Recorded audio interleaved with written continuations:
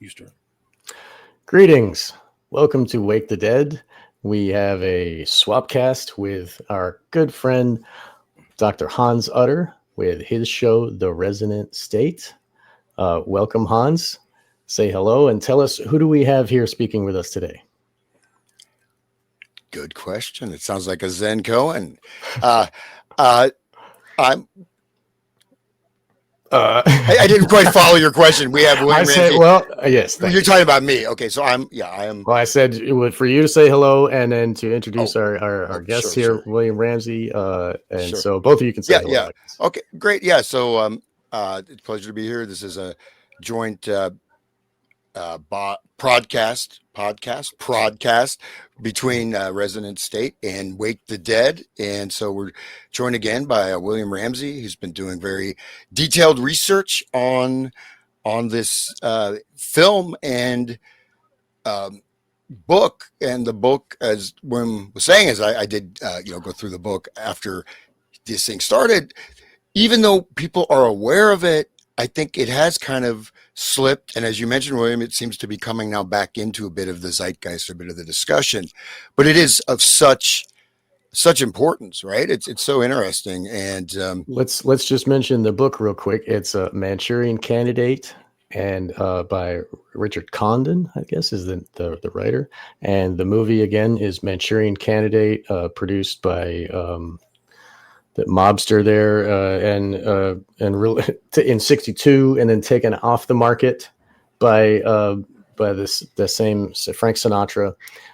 So this is this movie and film. We can't even say the words on YouTube. We just discovered that. Hans told us that before the show started. So just wanted to put that up there before William says hello.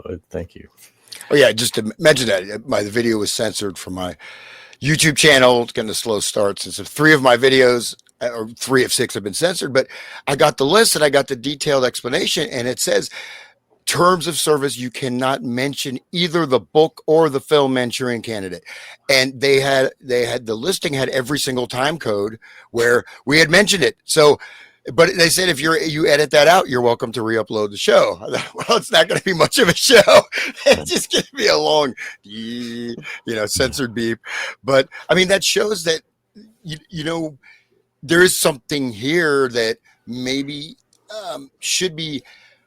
They want to keep a little bit background. And I'll just say one thing before William dives in: is that as I'm working on an article here.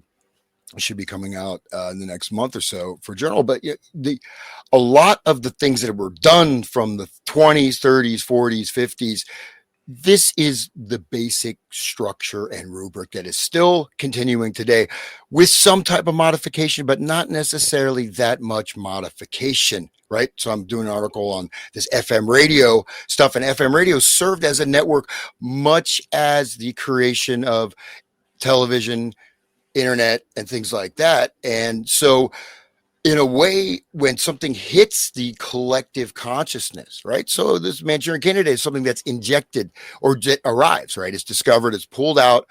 It has an effect over the whole culture, depending on where you're positioned in that culture. But the Manchurian Candidate had a huge impact over the whole 1950s. There was a lot of discourse, lots of books, lots of, studies. And in fact, this sort of paranoia served as the impetus for all the mind control experimentation done in the United States, right? And so, anyways, William, take it away. Glad to be with you guys. Thanks for having me back. It's great to be with you. I had great responses from our first show, so this will be the second and the follow-on.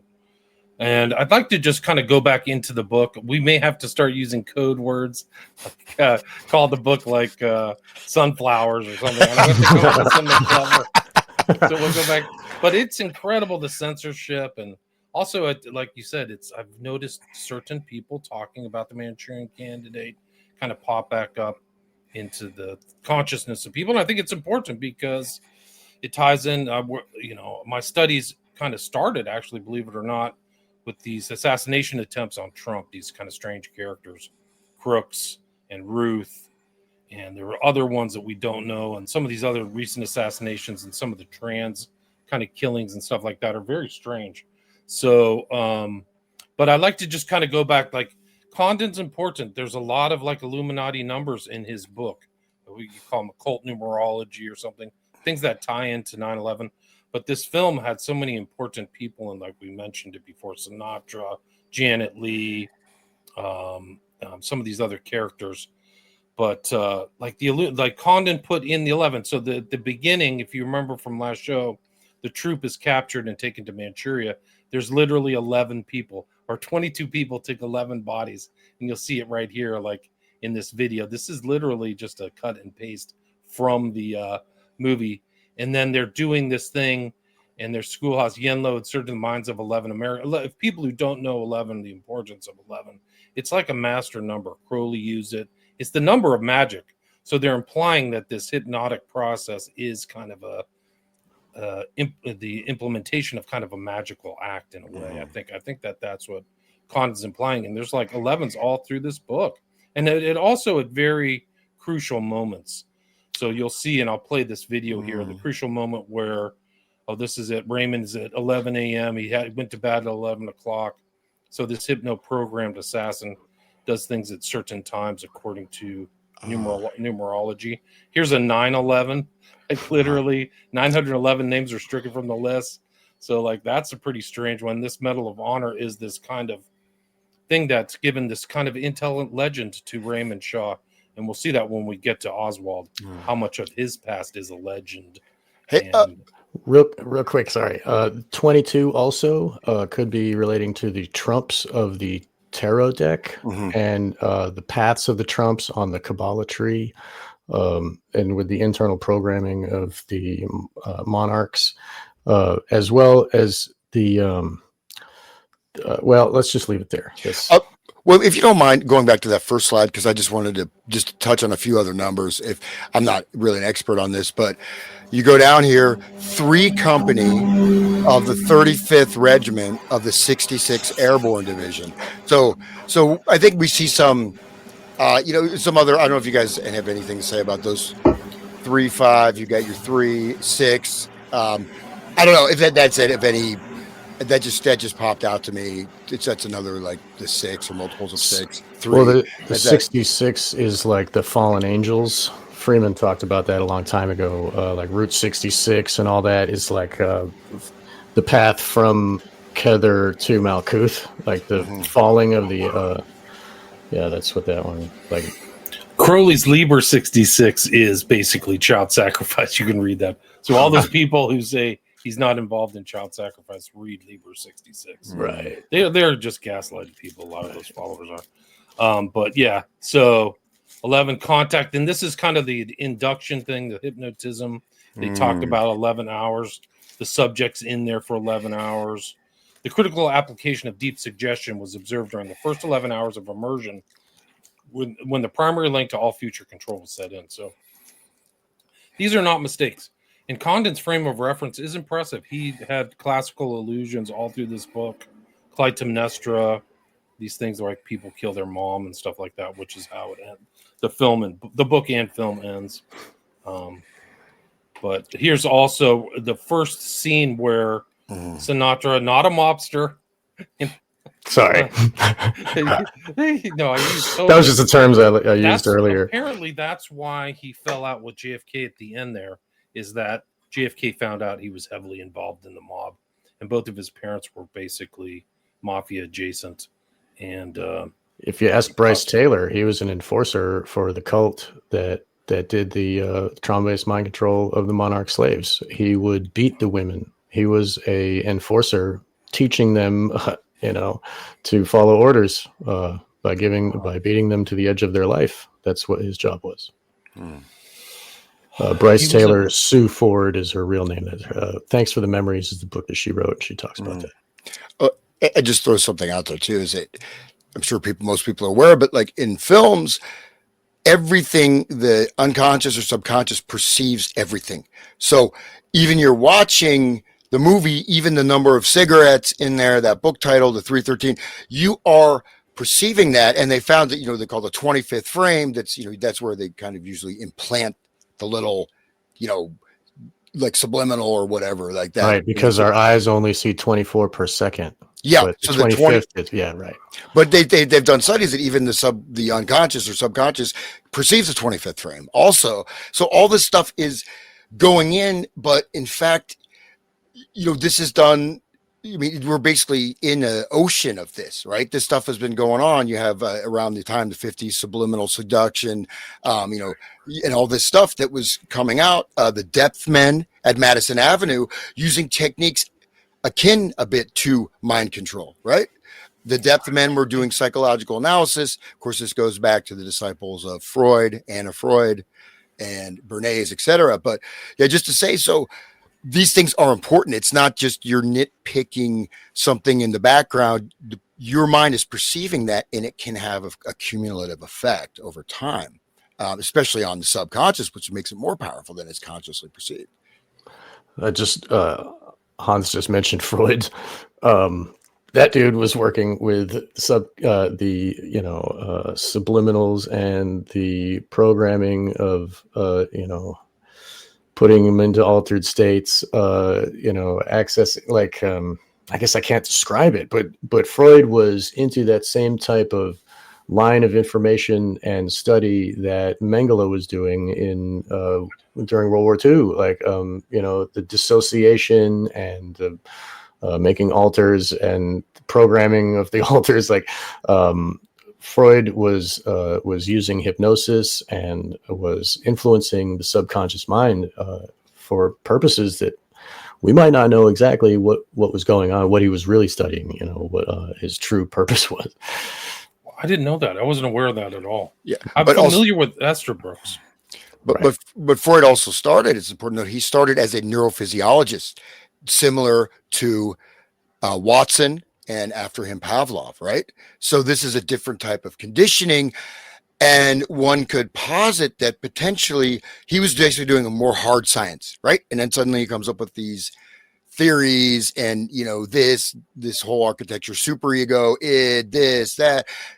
Who knows if that's also not just kind of a smokescreen for what's actually being done. Exactly. That's what he gives to us. And then he works for the real masters above him, giving them the true information. What we get is the chicken feed. Oh, yeah, that makes sense. Not real science. Anyway, go ahead. It's an interesting term. It's a total intel term, too. Chicken feed is like where you deceive your opponents with fake information. Yes. Chicken feed. It's not the real stuff. But yeah, no, it's scary. And Freud's very sophisticated. He is a very sophisticated thinker. So if you read through his books, impressive level of intelligence. Right. It actually is going to tie into this presentation. You guys bring up stuff that's so interesting because we're going to talk about Jung, because Jung is tied with Bancroft, who's tied with Dulles. And we were talking the pre-show about Dulles.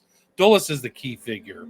We're going to see him as like the puppeteer of this, like a lot of things that went down in the early 60s. And one of the things that's never brought up in the JFK is his involvement, obviously, in the fake, Warren Commission, but that he started MK Ultra. Like you mentioned, I think you mentioned the brain warfare thing. And MK Ultra is right 1 week after that, 1953 is the official stamp. But it's just kind of a watermark. Much like this film. Yeah.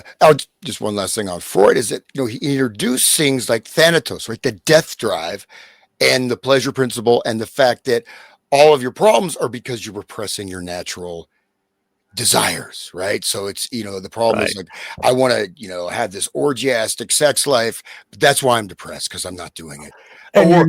Your natural desire is the beast man that Crowley loved and was put on top of the pedestal, right? And then you have this under Mystery Babylon. Yeah, and below that is desire, the self-destruction urge, or to kill other people. And this is just like your operating system. This is like built into your, whatever, your Windows or your Mac computer, right? That they're saying this is baseline operating system. You can't change it. It's where your computer is wired. The law of the jungle, right? Yep, that's it. Yeah.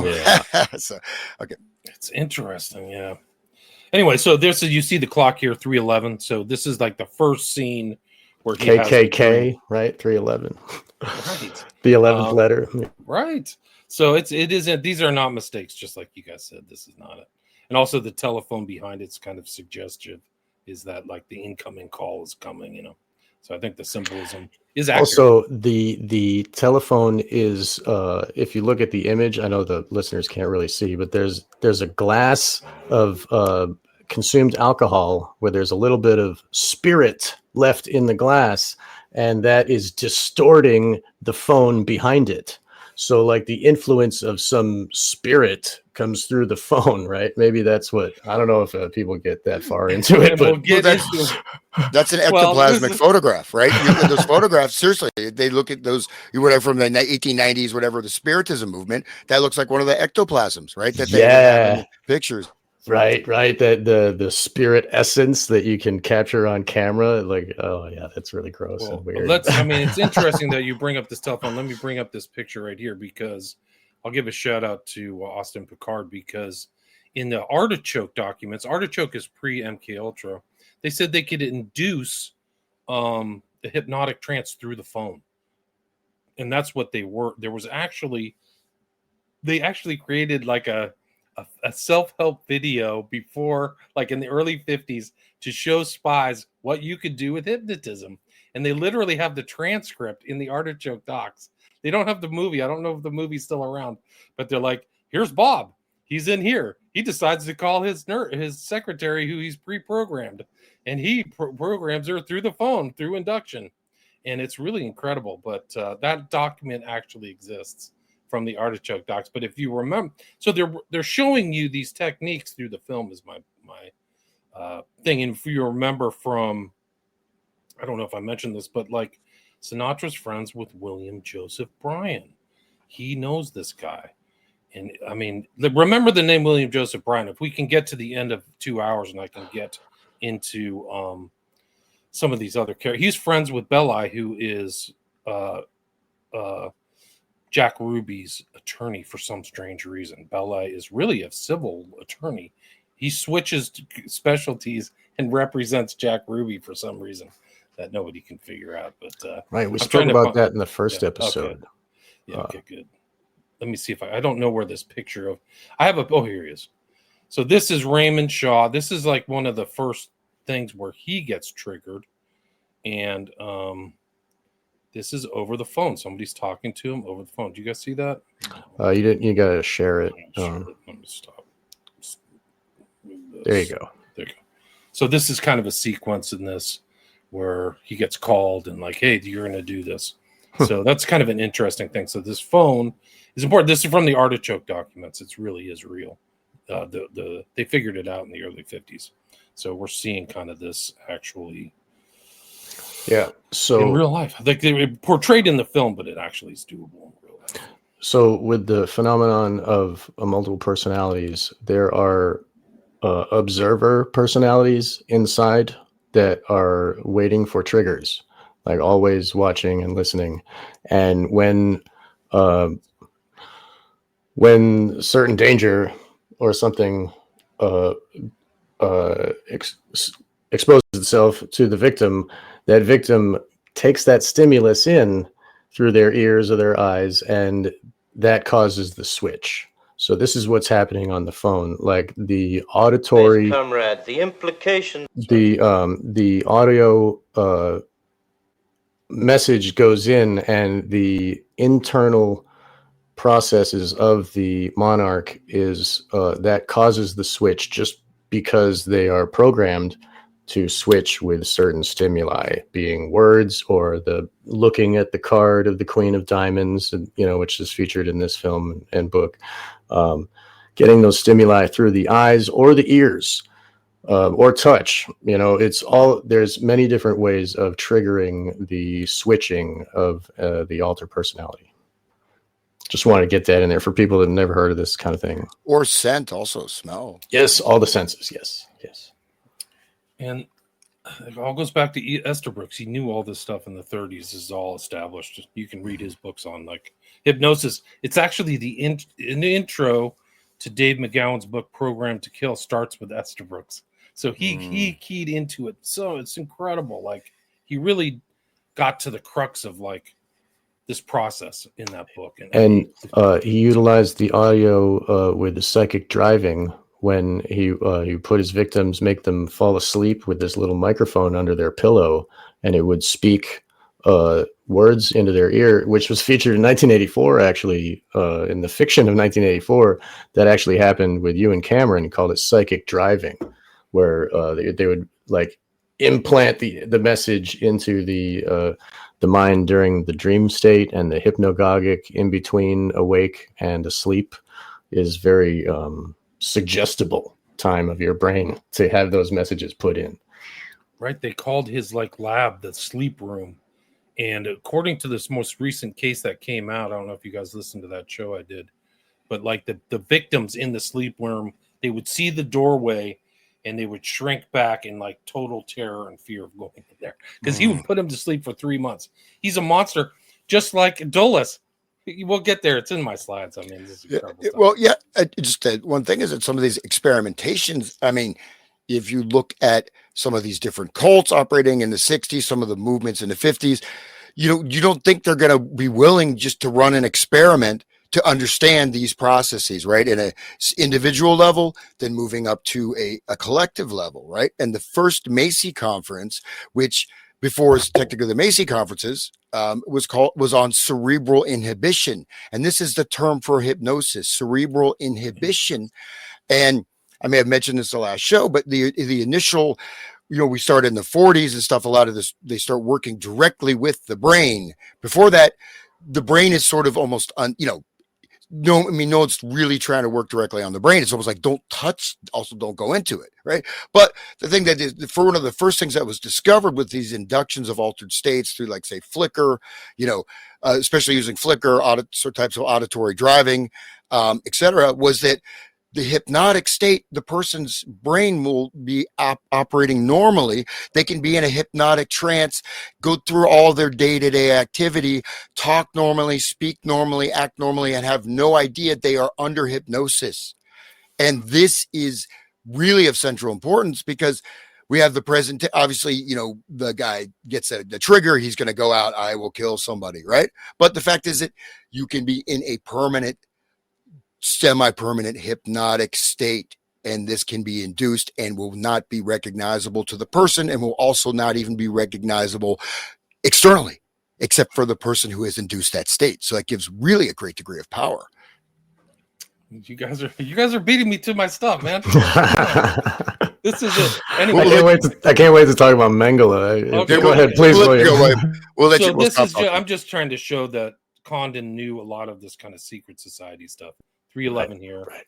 And then we go into this sequence. I think this is one of the other more important sequences in the film, which is the one where Raymond Shaw goes into the bar. This nation jealously guards its highest award. So this is the intro 77. I actually researched this, and I know this is made up information. He puts the 77 in here. But for valor, the Congressional Medal of Honor. In the Korean War, with 5,720,000 personnel engaged, only 77 men were so honored. So Raymond Shaw is one of 77. So 77 is like Babylon and the Beast conjoined, is like the numbers together. The Star of Babylon, 77. 77 names of Satan. Not good. So this is the sequence I'm talking about. He goes into a bar. And I get married to my old lady. I got no idea that this guy comes in the same package, that it's a package deal, and for 11 long years, that it's a package deal, and for 11 long years, right? That and it's then a the Queen package comes. deal, and for 11 long years, I got this crumb tied around my neck. And believe me, it's no bargain. You've got no idea what kind of a problem I got with this guy. Sorry I'm late, kid. Got held up in traffic, Again. So I says to him, please do me a favor, will you? Why So the 11's there, then the Queen comes, and then here comes this suggestion. don't you go and take yourself a cab and go up to Central Park and go jump in the lake? It's so weird, too, because it overlaps with Catcher in the Rye, which really Central Park is really this central area. And then Mangione travels from Oahu and then kills somebody and drives his bike into Central Park. They find it at the carousel. You can't write this stuff. It's so crazy. Here's the one of the greatest villains of all time, talking about the number 11. Raymond, I don't know why yours is the only apartment in New York City without an air conditioner. You know, sometimes I think you came to us for another century. Chu Chin Chow, or whatever your name is. The steaks are to be broiled for exactly 11 minutes, no more, no less, on each side in a preheated grill at 400 degrees. Yes. So more 11s. The one more thing about 77 is that's Oz, and book 77 of Crowley is Liber Oz, and O and Z is 77 gematria, and it's the number of the magician. It's like 2 sevens, not 3. Comrade, Right.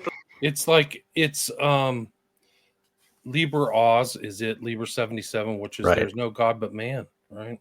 And anybody who messes with you, it's within your rights to kill them. Like Right. that's how it ends. And Like, the slave rights of shall man. serve, Yeah, right? the That slave too. shall serve. So a little quote from the Book of the Law in there too. Mhm. Okay, this is a recap. This is kind of just showing the power and what Yen Lo is a handler, right? So he's handling them and conditioning them in Manchuria. Then he comes to New York City, and this is like in some like other sanatorium. This is like in the book, it's a sanitarium externally, but internally they have a little something aside where they can keep their subjects. And you'll see this played out in real life where these guys like Chapman is working at a hospital. Shaw, and one of the key components of the Garrison criminal case against Shaw was identifying Oswald with Ferry and Shaw. And one of the main identifications was Shaw and Ferry taking Oswald to a state hospital in Clinton to try to get him a job there. They're taking this guy who's very suspicious, and he's clearly a patsy, but is there more to the story? And a lot of people have asked that question about Oswald. Has he been tampered with like Raymond Shaw? And I think it's a valid question. But let's just recap this. This is Do you realize, comrade, the implications of the weapon that has been placed at your disposal? So this is a great insight. Like he's calling him a weapon. It's not like somebody's tampered. And this will play out with all these Manchurian candidates. You may remove your head bandage, Raymond. Normally conditioned American who's been trained to kill and then to have no memory of having killed. Without total amnesia, just like Sirhan. Memory of his deed, he cannot possibly feel guilt. Nor will he, of course, have any reason to fear being caught. No fear of being caught. These guys do weird stuff. They just sit down, they walk around. Chapman sat down, started reading Catcher in the Rye. And having been relieved of those uniquely American symptoms, guilt and fear, he cannot possibly give himself away. Now Raymond will remain an outwardly normal, productive, sober, and respected member of the community. And I should say, if properly used, entirely police-proof. His brain has not only been washed, as they say, it has been dry cleaned. It's sinister. I just wanted to say that if people know about sleepers and Manchurian there's this gentleman named Russ Dizdar who did a lot of work looking deeply into the dark occults, mind control of, the exact phenomenon of MK Ultra style multiple personality trauma-based mind control victims. He would see them switch into demonic altars and try to kill him. He was in the trenches with these people, if you call them that. And he wrote a book called The Black Awakening. And he would hear from this, these are people that it's like 3 or 4 generations. They've been generationally programmed this way, starting with Mengele and the Nazis. That's what Russ stresses. But he knows that it does go back to ancient Babylon, but it really got scientific when it was happening during the World War II, when they had all these victims to test on, all these people in concentration camps and such. So these generations of people are still being programmed in this way, this trauma-based mind control. And like the gentleman said in the film, they're totally undetectable, and they don't know, and you don't know, and then they can just pop out into total violence when they receive this trigger. Okay, and Russ has heard from the cult themselves, this cult of the Black Flame, and these demonic altars have explained to him how there are like millions of sleepers that don't know they're programmed, that are out there just waiting for the signal. And once that happens, then it's going to be ultra violence, if you will, everywhere. And then there will be this one leader that the whole world will be like, please help us. And he will unite the world into a one world system by stopping this craziness of this crazy violence that just happens. And we see now in the news, we see people on trains getting stabbed in the neck. Oh yeah. I just want, I want to, sorry to interrupt you, Sean, but just to say that, this type of encoding, there's a lot of different levels and levels of depth and levels of susceptibility. And not only does it have to be necessarily, you can have a media, someone can see something on the television, an advertisement that will trigger like a stabbing, right? You can have these things randomly triggered, but also frequency, Batman movie, frequencies. Spectrums, right? So they, using types of infrasound or other types of things. There's like neighborhoods. There was a neighborhood near me, and everybody, it was a black neighborhood, and there was some kind of weird resonance frequency. People were walking around like zombies, and I mean, literally saw that, and I've seen other instances of that. And you can actually, if you look at some of these riots and some of these other types of things, where suddenly people are just going nuts. So a combination of symbolic interactions, some kind of sign, some type of input, and then also a frequency state that if you're not resisting it will generate some type of intense emotion, right? And based on the work that was done, this is also not an individualized process. This is can be a collective process, a collective contagion, a morphogenic field, so to speak. Those that are like totally programmed, like the Britney Spearses of them all, those ones will be leading the charge and grabbing the bricks that are left there and pallets, like, and throwing them at the buildings, inspiring all the other people that aren't programmed directly to go follow that, and so they can lead this chaos. And that's more problem reaction solution, and it seems obvious, but sometimes these programmed multiples are like slipping out and they get triggered early, and it's not a precise type of process. But I think when the way that everything is based on like the biblical, end times crap and all that, those types of like dog whistles are out there to these programmed people. And I think that the more that is pushed, and the more that like Israel does their thing, and the more they act like, we're gonna burn the heifers and like all this, I think that is like triggering people, and I think that it's like coming to a crescendo. I'm not sure what the signal will be. I mean, Russ didn't know either, but they own the radio waves, they own the television, they basically own the internet, like the evil cult that that runs the world. So all they have to do is just start this craziness, and so I don't know if people should look into Black Awakening, and but the phenomenon of programmed multiples that everybody can see in the world, these poor women and men that are like remembering these awful memories of the programming and the trauma, like they are experiencing real phenomenon and they are speaking true, like they're speaking the truth, and we have to listen to them to understand what is actually going on. This is like some people think that Russ is crazy for listening to these people that act like demons, telling them about this plan. But it makes sense, and we see it today. And we see Bill Clinton go blank. Like in the first show, these people are programmed multiples. And it makes sense that they have some that are programmed for violence out there. And I spoke with Carrie Olahe, talked about how she had programming inside her to hunt down and track and kill all the people that tried to escape from the New World Society that they are building. I mean, there are actual like programs and like actual plans in their heads. So be aware. I just wanted to put that out there for people to know about. Before when I know we're taking over, man. We're the most talkative hosts ever. Sorry, William.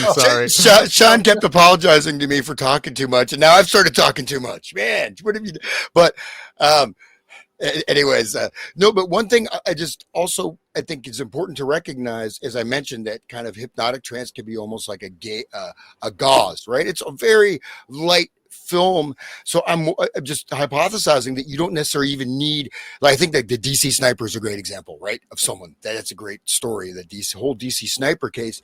But with all of these random acts of violence, I would just speculate that could even just be a light touch programming that all you need, low impulse control, and something will just trigger an act of violence, right? And then it gets reinforced, say through playing a video game, say through listening to hip hop, say through whatever, right? And so it doesn't have to even be with all the violence all the time. So it doesn't even have to be a multiple. You could look at these as just sort of free agents, like random little chaos, like a little fire popping up, right? So this maybe like that subway, that subway stabbing just could have been someone with just a very light degree.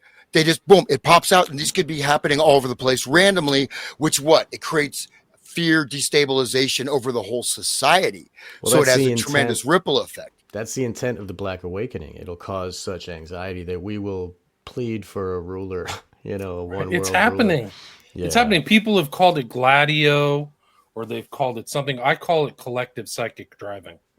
I think you use that word collective. I think it's interesting because going back to Dulles, which we're going to get to in these slides, is his brain warfare speech on April 10th, 1953, where he says the target of this brain warfare is the minds of men, both on a collective and on an individual basis.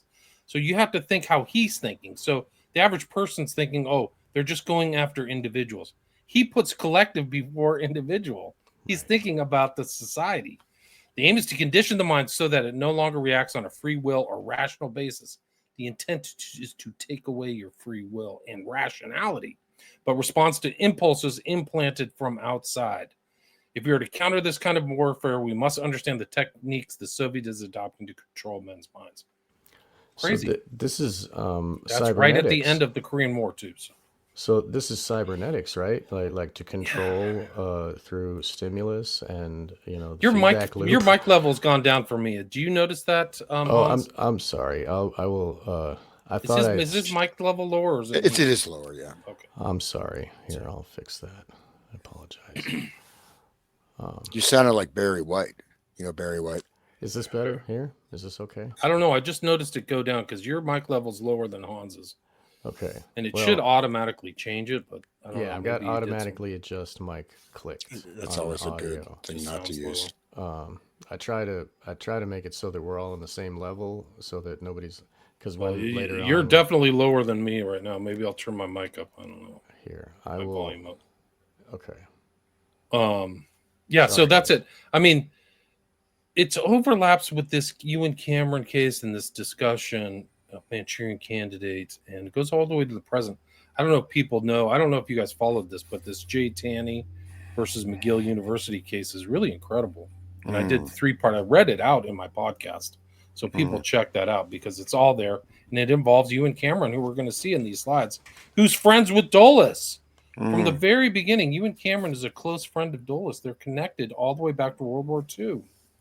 Yeah, there's I'm familiar with some of the first cases that came out. I'm not familiar with the newest one, but I mean there's one lady I remember. She went in for postpartum depression. Yeah. She came out everything erased. just Yeah. blank. I mean, it's really, it's unbelievable that this. They were so freaking sinister. The people who went in didn't even know they were given amnesia. This is the whole thing. The importance of what I just showed of Yen Lo, this weaponization and the amnesia. They didn't know what happened. That's why these cases didn't proceed, because these people are messed up. And they were, according to Elizabeth Nixon, who's part of these suits, they were trying to make Stepford wives. Like, they went after the elite of Montreal for some strange reason. They weren't going for like rank and file disposable people in Montreal. But she said her mom had an altar and that she would literally bug out for 5 days. And she didn't know what was happening. So the effect on the family just thinks like, oh, it's part of the thing. They were giving her hardcore treatment, and the electroshock convulsive therapy would literally stop these people from breathing. Like, that's how powerful. It was 20 or 100 times more than what they used to use. And it's in this new lawsuit. This new lawsuit is absolutely incredible because it's a very long document. It's about 200 pages, but they have all of those cases and all of the files and all of the exhibits are in there. So it's like a repository of everything up to literally late July of 2025. They've got it down, man. It's incredible. And they sued the AG. I guess the U.S. weaseled out of it on state secrets or state sovereignty baloney, but they literally sued Pam Bondi, the AG, the Attorney General of the United States. Anyway, so it ties into this, Cameron, but this is all goes into, it's the MK element of the JFK is left out, and Ferry's knowledge of hypnosis, and I mean, we'll get there. You have to remember that William Joseph Bryant is the consultant on Manchurian Candidate. This is I like some legal representation. These police officers have not allowed me to. Back up, where you up, man? Anyway, he says he's a patsy. Let me see if I can find the audio for it. Anyway, this is Oswald. Oswald is like, literally was at 9-9 where they know they literally is a after Frank Olson. If people know the story of Frank Olson, he was one of the early kind of suspicious deaths around MK Ultra. He was kind of a whistleblower and seemed to have a conscience, and he was thrown out of a window. I mean, they say he jumped. I mean, it was one of the many suicides, so-called suicide, much like the Mohrenschildt, who clearly to me wasn't suicide, who was a handler of Oswald. But it was one of the early deaths. When he died, they said they put a halt to LSD experimentation. There's actually a file and a notation from Dulles to Atsugi Airport to stall LSD experimentation there. Okay, so I don't know. Some of the volume's going around strange.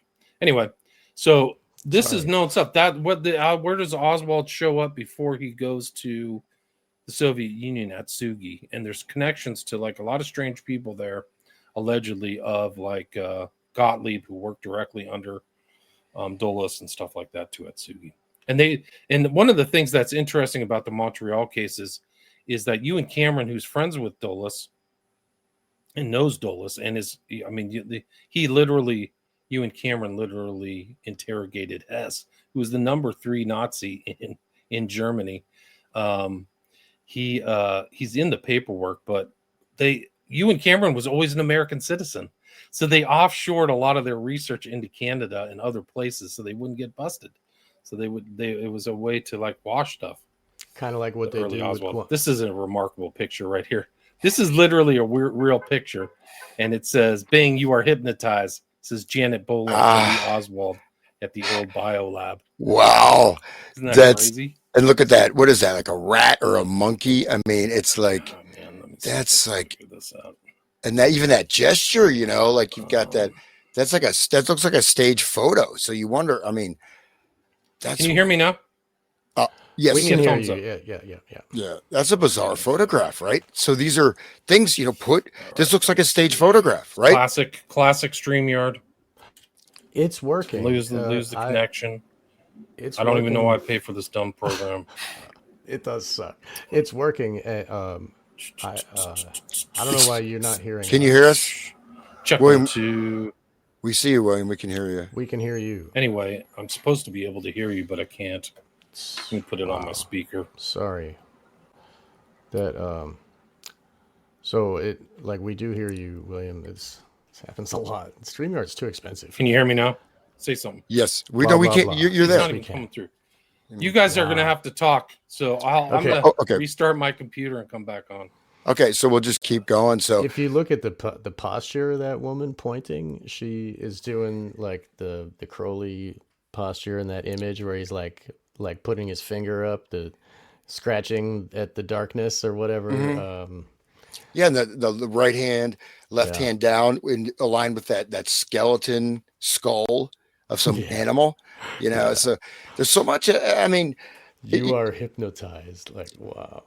yeah, you know, and I do think again, people do not really understand what hypnosis is, right? I mean, Right. you know, you think the person, you know, walking on coals or thinking they're a bird or whatever. That's really a very small part of it, because it's, you know, you, in a sense, you could look at, again, this mass hypnotic trance induction on at least one level, right? Right. What was COVID? That was a mass hypnotic Right. trance induction. People are still wearing masks, man. Yeah. People are still worried about that. I mean, that's a really, you gotta almost feel some compassion for people that are still caught in that. I mean, how are they living? It's a result of the trauma, right? So the trauma breaks the brain, changes it, and makes it so you're blind to yourself.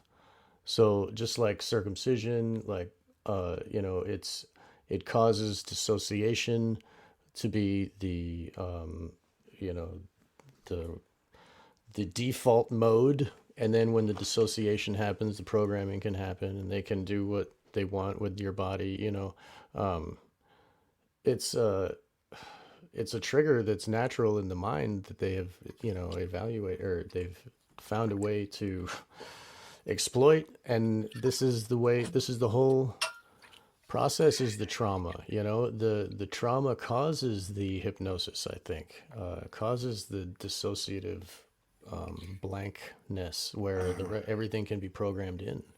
You know, that's why they were working so much with Mengele. And, you know, Ewan Cameron doing his thing there was offshore, just like they do with Guantanamo now.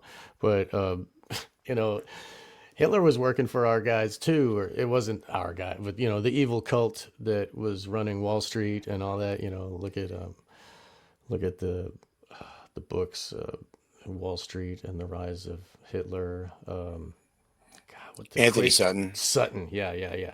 So like people can see that is evident as the, you know, Hitler was just doing orders. You know, he was just doing what he's told, trying to do the, Okay. you know, the problem for the reaction. Hello, William. Welcome. I made it back. Can you hear us? Very well. Yeah. Can you hear me? Okay. Yes. Is Okay. my volume okay? It sounds better now to me. All right. Good. Because they like automatically undid the automatic adjust. I try to do automatically adjust so the computer figures out how much it's supposed to be. Anyway. Just on one caveat, I'd say, Sean, as I would just finish what we're saying, is that with the collective stuff, I don't think it's all necessarily trauma based. A lot of this is based on consensus reality, right? Believing in this. I believe in the medical system. I believe in these authorities.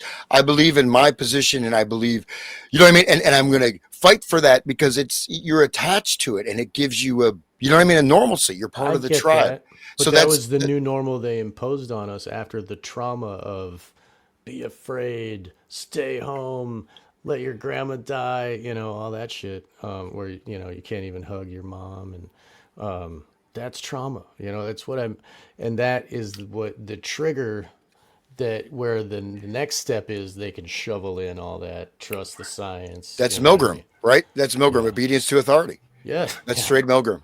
Right. Top to bottom. It's also Ash experiment too, which is everybody else thinks that line is shorter than the other one, so I do too, right? Oh, right.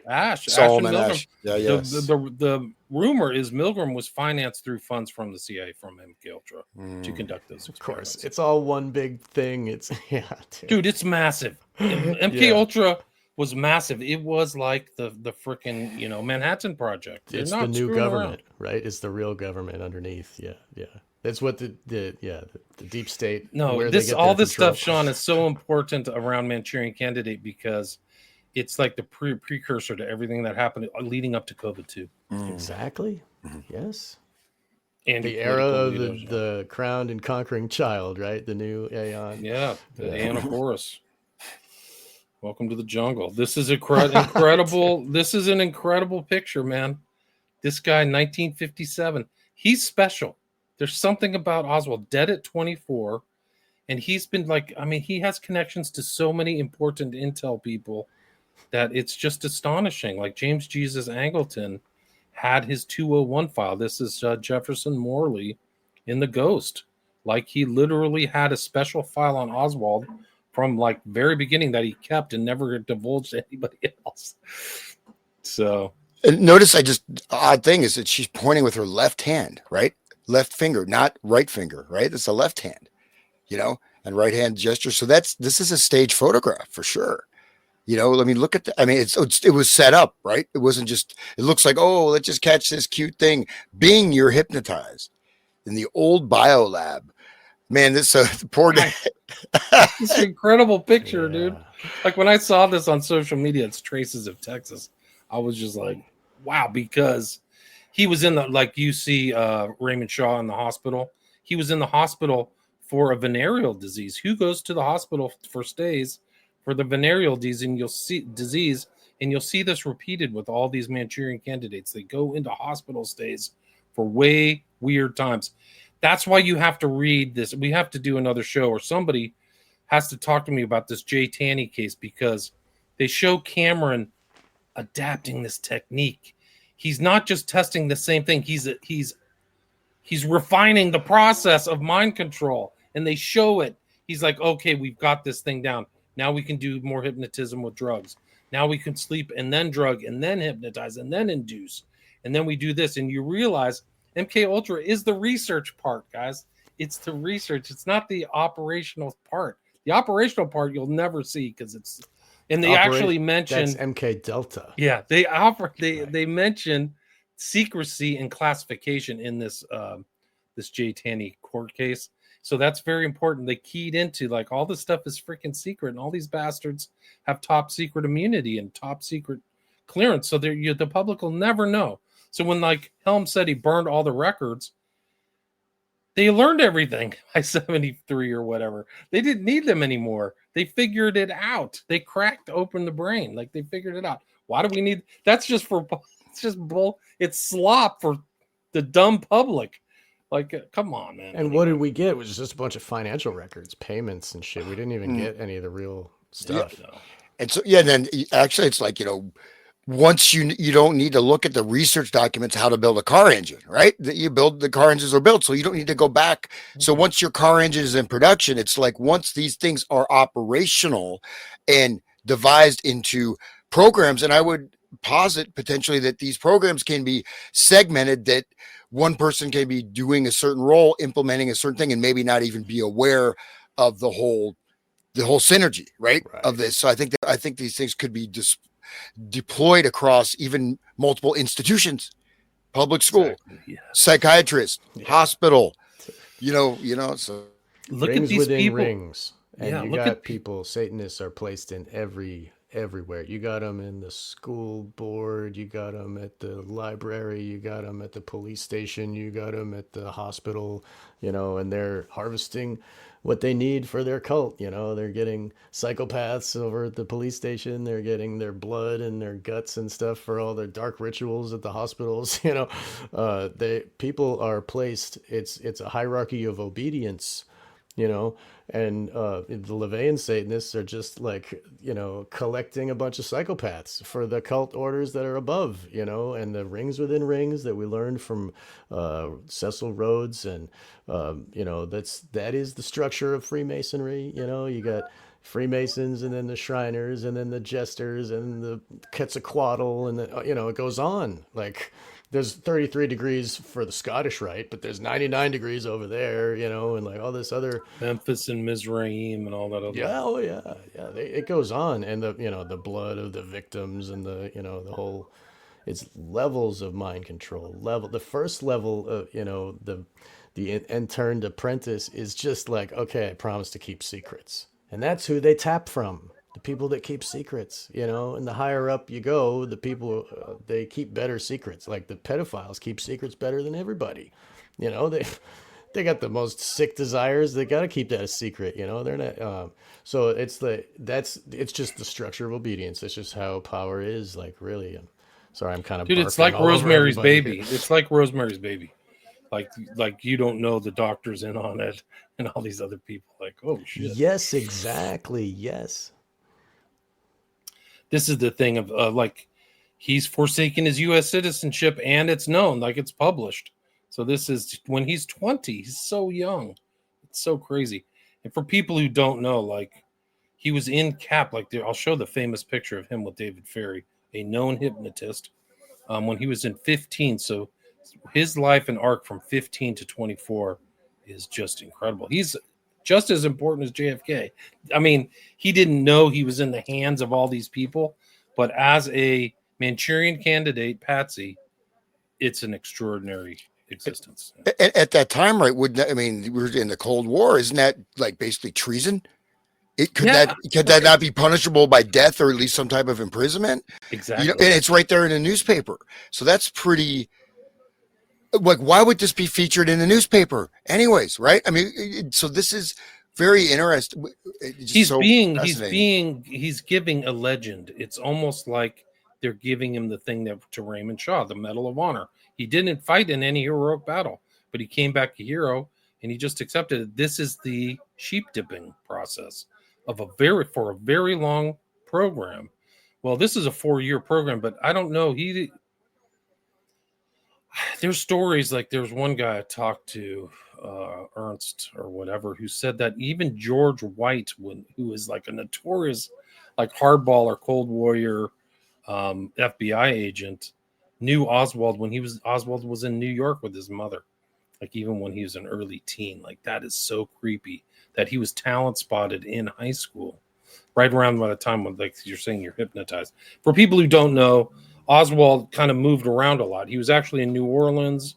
His mom, like they found out, they just know so much. Like they're in around mafia people. The mom is around, and New Orleans is very sketchy. And his dad died young. I mean, a lot of these guys don't have fathers, or they have absent father figures. That's another trait between Sirhan, Oswald, Chapman. I don't know about Hinckley, but some of these guys, like, there's nobody around to give guidance to Lee. That makes him probably more suggestible. And also, just one thing is, if look at that photograph, look at his facial expression. So one side he's smiling, one side he's frowning. Try to do that. Wow. I mean, it's not easy to do. It's it's like that gesture half. There's a Janus face, right? There's a bifurcation. I mean, look at that. One side is like, and the other side is a frown. I mean, and that's you're the doing result of the programming. Bro, no, I mean I can't do it. I'm trying to. They say this guy would sit in front of TVs and just zone out and watch TV. I mean, it is so bizarre. Like imagine just having a TV where you're just like lost in some kind of trance. Right. Like that's what he would do. And allegedly, I haven't confirmed this, but there is a legend that in his library books or his bookshelf was A Catcher in the Rye. Somebody has written that. Like that's a rumor. Anybody could verify that for me. Please send it to me. So, like the father we don't know about. I mean, maybe it's erased. Maybe we're not supposed to know about that. That's occulted. What is this dude's bloodline, right? And same with Obama and stuff. Like he happened to be, in the same bloodline as like King Charles and George W. and all that. Like maybe that this guy was born for this. There is breeding. The cult does create these people. I mean, you talk to like Nathan Reynolds or whatever. Nathan Reynolds specifically, I don't mean or whatever, right? His story, he was put in the military He was a generationally abused, trauma-based mind control, and he was used in the military. They programmed him to be a perfect soldier, and they would manipulate him to go and do what they wanted. They would, with the programming to make him perfect, and he would never get tired or whatever because he, it'd switch a personality. Oh, all of a sudden not tired anymore or what, these type of things. Super soldiers, Delta Force, like MK Delta, people should look into that. I believe that's what this guy is. I think that there's more to him than we are allowed to know. Yes, I think no question. I think I think a lot of it's a fake legend. So that when JFK dies, I mean, this is part of the whole operation, is that they're just bombarded with the thing that this guy is a communist sympathizer. So we had this legend. He worked for Fair Play for Cuba and all this stuff, but it's just a bunch of nonsense. Like, he's hanging out with Bannister. Like, that's the whole thing that they had to forestall, is that connecting him to these other kind of Cold Warrior ballers who were supporting Cuba at the time. Bannister, Shaw, and Ferry. And that's what Garrison was really trying to do. And I think he proved it. They deny it, but the fact that he's around all those guys shows that he's not really just a right wing, he's not really a communist sympathizer in any way. But he had the legend for it. And it's really, I mean, we'll go into these slides. It's incredible.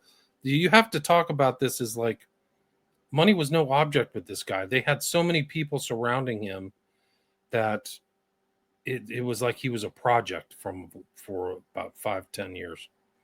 This is a great picture. This is like one of the things about Dulles and mind control. So there's Dulles. This was the famous motif, is like back in the day, was to be close to a globe, to show this guy's really a world controller. Like, you cannot underestimate what his nickname was, the Shark. All the flat earthers are losing their shit right now. Yeah. No. Just good. Just don't send me emails, please. No, I'm just saying that, like, no, I'm talking to flat earthers that are out there right now. Please don't send me. I just meant like associating Dulles with the round earth. Oh, he's evil. Look, like, he's one of them, like globe heads. Yeah. But you'll see this with Hubbard. Did the same thing. He liked to be all close to globes. But this guy's involved in all kinds of operations, right? He's involved in operations to overthrow governments. That's the whole thing. Well, that's so that when they globalism. overthrew the government in November 11th, 1963, they've been doing it for 20 years, and he was involved very intimately in the attempt to kill Hitler and overthrow the Third Reich. So, but it being a global project, I think that's why the significance of the globes with those individuals that like to get photographed next to the globe, it's like showing their allegiance to their hires, as opposed to nationalists. Watch how many pictures you see of famous people close to globes and their hands on globes. Like, there's a famous picture of Trump holding a globe in Saudi Arabia. Yeah, that one was silly. It's like it's a glowing orb. The light comes from inside, and he's got his hands on it. That's bizarre. And then if you look at, like, the logos of companies, and the Sherwin-Williams has like the blood on the whole planet, and like there's a lot of that involved in their symbolism. The motif is there. This guy had a club foot, and he also had gout. So you see of his right hand, he's got all kinds of gout stuff going. Like, if you figure out how evil and creepy this guy is, it's off the charts. Yeah. And if I sorry to interrupt, but like, it's just fascinating and you guys probably knew this already, but when I, on this other work I'm doing, I chanced across, the story of his son, Alan Macy Dulles, right? Who was injured, traumatic brain or head injury in Korea, and woke up and said that I betrayed my country. I have betrayed my country. And he could not, even though he was, by all accounts, he was absolutely heroic and, took fire to save other soldiers. And as William and I were talking before the show, his own son was sort of the who's who of MK Ultra, right? Penfeld and on and on and on. We're all treating him, right? And this was his inspiration for this brain warfare, right? At the same time, you have neuroscience coming up and you have brain warfare, and they're both developing simultaneously, and directly interconnected. The scientific research in fact, a lot of the earlier, like say Donald Hebb and these earlier neuroscience researchers posited the need for a control of humanity by the wise scientific class through the brain, because basically people are not able really, the brain is too powerful to leave in the control of the masses. So we have to devise means and methods to control this for everyone's benefit, right? So it was, coming from both sides, both the you can say kinetic, aggressive warfare, but even from the side of just creating a functioning society based on, say, Pavlovian principles. We talked about it before. So, anyways. Remember, Dr. Yen Lo comes from the Pavlov Institute, right? So they're thinking on collective. It's interesting you mentioned Hebe. He's a lesser known name in this, but he's mentioned in this 2025 lawsuit. But these guys came out of World War II, so they're thinking on levels like, how do we forestall this from happening again? Just like you said, like, how do we manipulate society? He wrote an article titled "Science in Dachau's Shadow: Hebe, Beecher, and the Development of CIA Psychological Torture and Modern Medical Ethics." So he's mentioned in these articles and stuff like that. But Hebe is all over this, this most recent lawsuit. He was at McGill, and also Penfield was friends with Cameron too, by the way. I think he was actually an earlier influence on Cameron. Dr. Hebe was experimenting using soundproof cubicle 8x4 by 6 feet with an observation window so that researchers could monitor the subject inside. The cubicle contained a bed, a pillow, and an air conditioner. Students were made to wear translucent goggles to prevent visual stimulation and wore cardboard tubes from their elbow to pass their fingertips. The students were remunerated with $20 a day and were permitted to terminate the experiment at any time. Despite the sizable $20 incentive to participate, at first, the subject that stayed the longest in the sensory deprivation chamber was 3 hours. So this guy's doing this stuff. Later on, another subject lasted 24 hours, and even more later on, subject managed to stay in the chamber for 6 days, some of which reported visual and auditory hallucinations, but most students quit after 2 or 3 days, and many refused to finish the experiment. If you think about that, that's a forced dissociation. Like, it makes your brain separate from your body's physical, and that separation causes like a scary, like a fear that's like that we would all share. Like, oh my God, my body's gone. You know what I mean? But you can't consciously feel that or understand. It's really interesting how that's forced onto those people, and no wonder they couldn't survive it. They had to go after 3 hours. And that went into 1951. And this went into whose research? Lilly followed up on this, right? John Lilly took this thread of the sensory deprivation as a physiologist, basically a neurophysician, and continued into culminating, say, in programming and reprogramming the human biocomputer, right? And using sensory deprivation as a way to program and how to run types of programs within, then they're using a computer cybernetic model of the brain, like such as Noam Chomsky's linguistic model, right? And so in this sensory deprivation, what is virtual reality? It's a sensory deprivation, is it not? And this goes into, sorry to keep jumping around, the brain in a vat, right? So the brain in a vat was, I forget, wasn't Penfield that cited it, but it was a story or a play or whatever. The brain in a vat is where the brain is put in a vat and all external inputs are controlled externally. So you're just a brain in a vat. You no longer have any freedom, autonomy, anything. This was the ideal of the total control state. What is sensory deprivation? Brain in a vat, right? Kind of. It is. I mean, it's like the Matrix. And you can see it in like the common culture now. We have the Stranger Things, the little girl who was traumatized with the MK Ultra programming. In order to do her magic, she has to be submerged in water and, eyes blacked out so she can't see or feel. Her name is 11. Yeah, dude. Yes, thank you for saying that. Exactly. Yeah. And the altered states that Ken Russell film, that Patty Chayefsky movie, he wrote it. Very good. Yeah. Supposed to be based on Lily, wasn't it? Yeah, I think so. Well, I mean, there was a scientist that wanted to like study the primal brain, and I don't know. He turned into an ape. Like, But Lily did freak out. I mean, Lily. Just an the anecdote. dolphins is crazy enough. Just go ahead. Yeah. My brother he had John Lilly come and give the commencement address at his college. He was like weighing and stuff, and this is back, I was 90s. So Lilly came, and he was in a wheelchair, and he has a drip, ketamine drip. He's on ketamine 24 hours a day, and he was talking about aliens, and I mean, he was way out there. I mean, just like way out there, right? But I mean, Lilly was, he did sort of, I mean, altered states, maybe obviously did not become an ape, but he took his own research a little too far. So that's what I mean, again, I think he was the influence for that film. Yeah.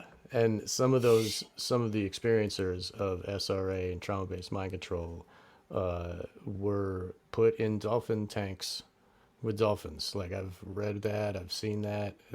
That is one of the phenomena. So like the Lilly knowledge is being used in the programming of these monarch children, to create the total slaves that are undetectable when they become adults.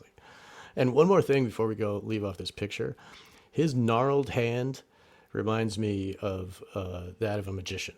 Like, if you look at Hillary Clinton's first mate there, that guy he held up his hands and they were all messed up and gnarly.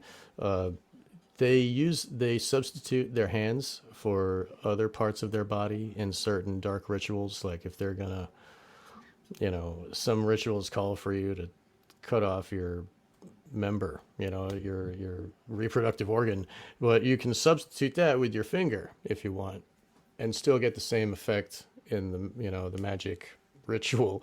It's weird, but people can look into that. They would substitute their hands and mutilate their hands, so that all the magicians also can see. It's visible on the evidence of your magic is like worn on your hands too. So I don't know if that has anything, but it looks familiar to like a gnarly magician. This is kind of the infamous picture of them together. I think that's Bissell in the background. These guys are both involved in getting off in Kennedy, but I have a video of it. This is where Kennedy kind of blows off Dulles. Dulles was let go after the Bay of Pigs, 1961. And that's probably when the engine behind the scenes started kind of grinding to get rid of Kennedy. But he's an essential Dulles is it. And then Tim Gardner Project, that little Kennedy, he thought he was a god, says Alan Dulles. So they really didn't like Kennedy. There was something, they wanted to blow his head off. Like, he was not healthy, and they could have poisoned him or done something. And they decided, like, they set this whole thing up to blow his head off. Like, they really wanted a public display of violence. Do you think it's because he's a Kennedy and Joe Kennedy forced his way into the elite by being a mobster who was running alcohol? I mean, I think there's a lot of things going on why they didn't like Kennedy. He was very racially sympathetic. Right. So he and his brother believed in kind of civil rights.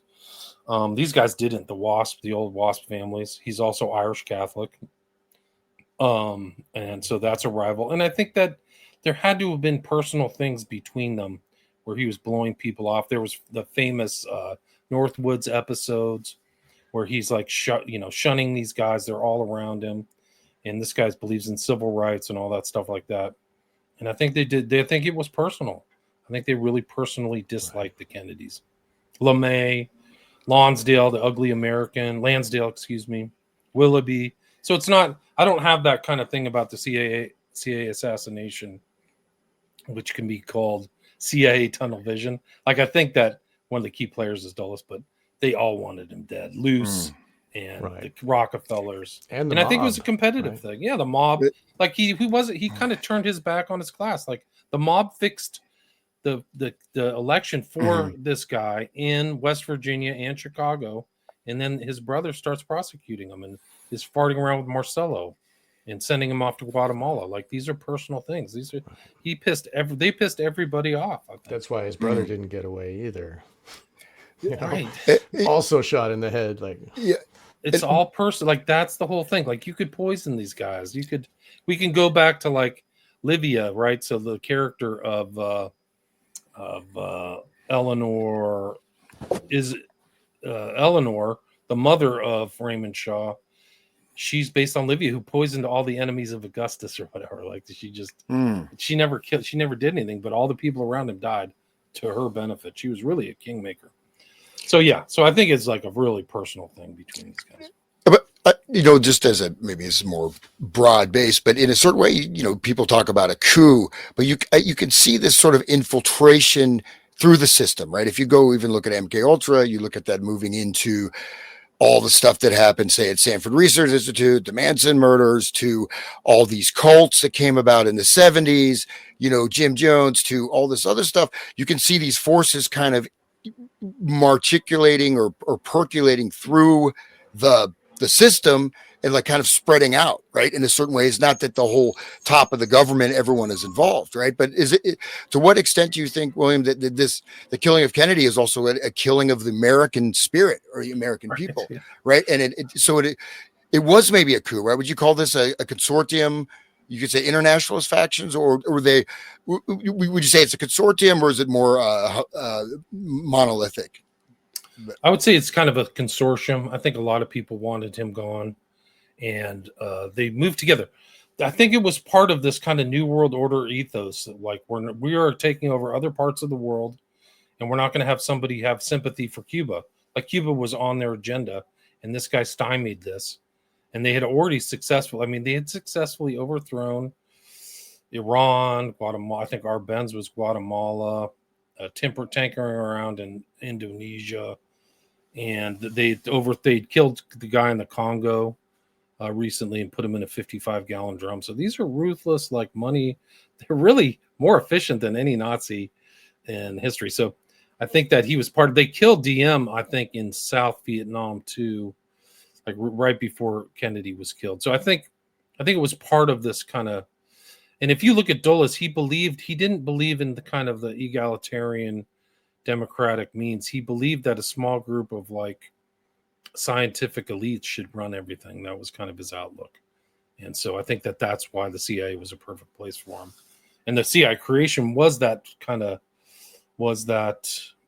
outlying thing, is that we're going to run stuff. They literally ran everything behind the scenes. Like they turned the Congress into kind of a lapdog, and they controlled and blackmail everybody. And what they got away with is incredible. Like you can see their quest for power. So I think that Kennedy was naive and young and 42, and he kind of relied on his kind of charm.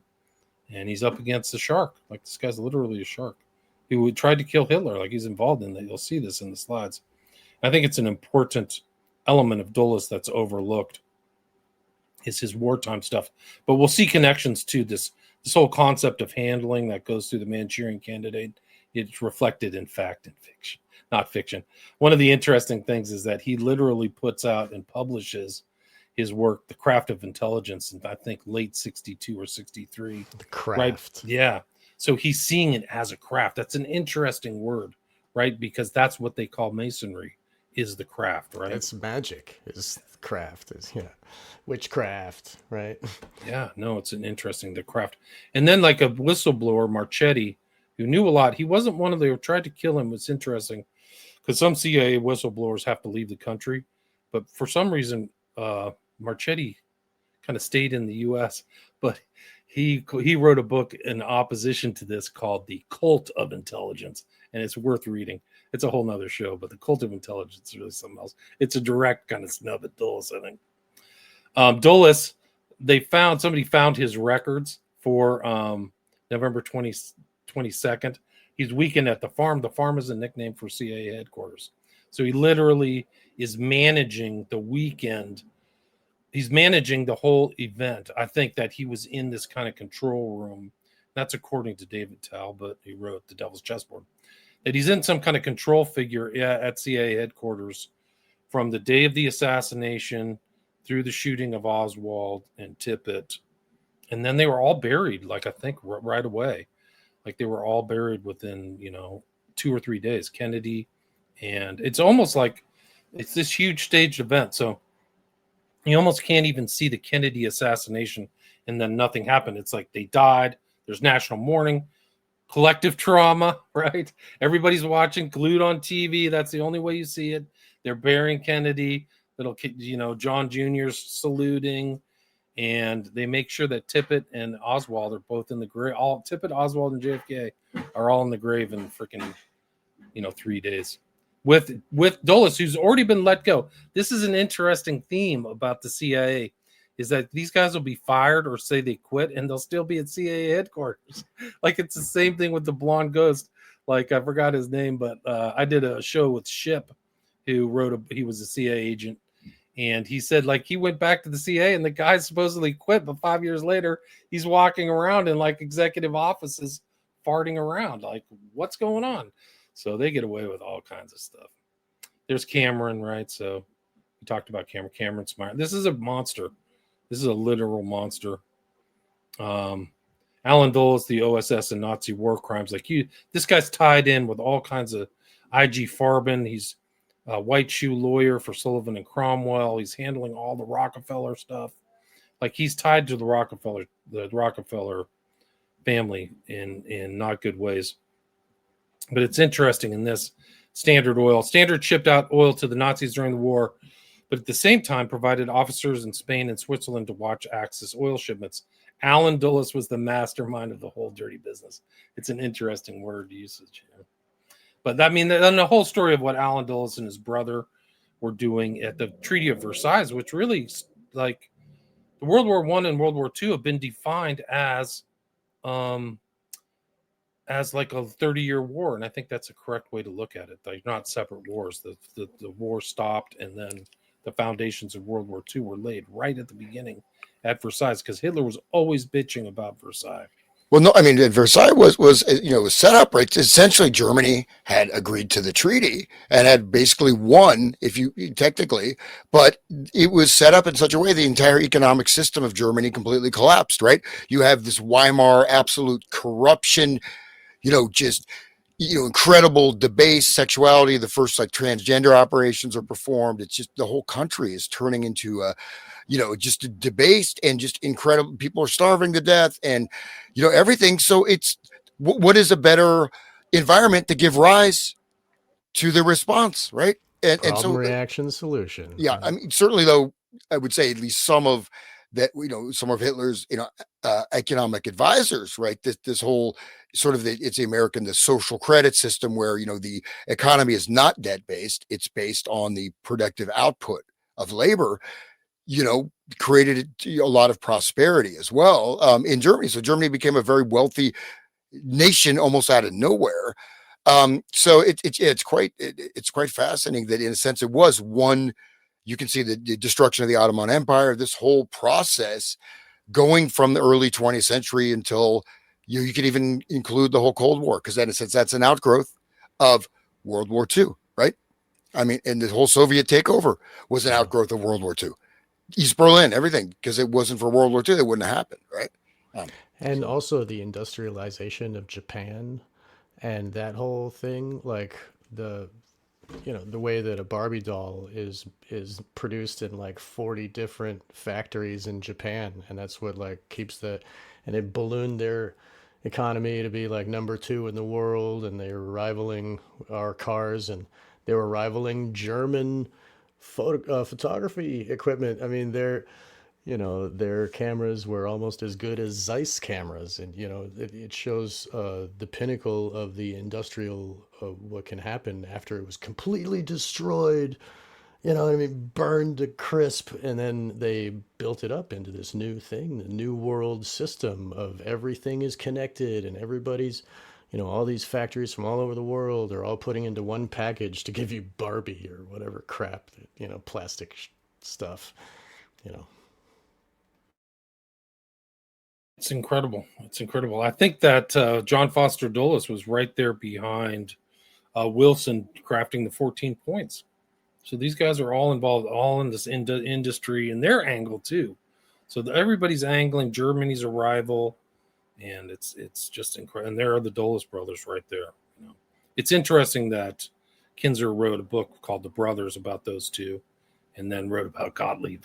He's basically Dulles's witch or whatever. Like he thought he was an alchemist. So you see these. Who's these the guy at the glimmers. bottom? Who's that? That's David Ferry.